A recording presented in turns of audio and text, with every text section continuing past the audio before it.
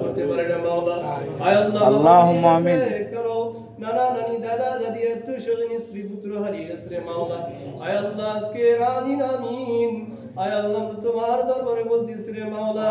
আয় আল্লাহ, খাস করে আজকের সব কানা তাদের দরবারে পৌঁছায় দিয়া দাও। আল্লাহুম্মা আমিন। আয় আল্লাহ, তাদের আটক কবরকে প্রশস্ত করো, সংকীর্ণ কবরকে আলোময় আলোকিত করে দিয়া দাও।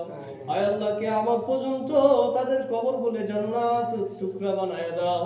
আয় আল্লাহ, খাস করে রব্বুল আলামিন।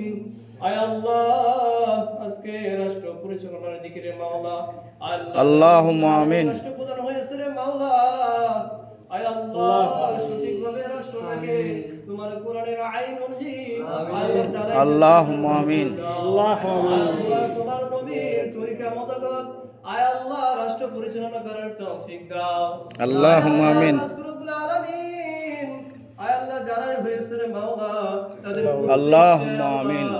তাদের প্রত্যেককে রব্বুল আলামিন সঠিকভাবে রাষ্ট্রটা পরিচালনা করতে পারে। আয় আল্লাহ, সেভাবে চলাফেরা করতে পারে। আয় আল্লাহ, কিয়ামত পর্যন্ত রব্বুল আলামিন। আয় আল্লাহ, আল্লাহুম্মা আমিন।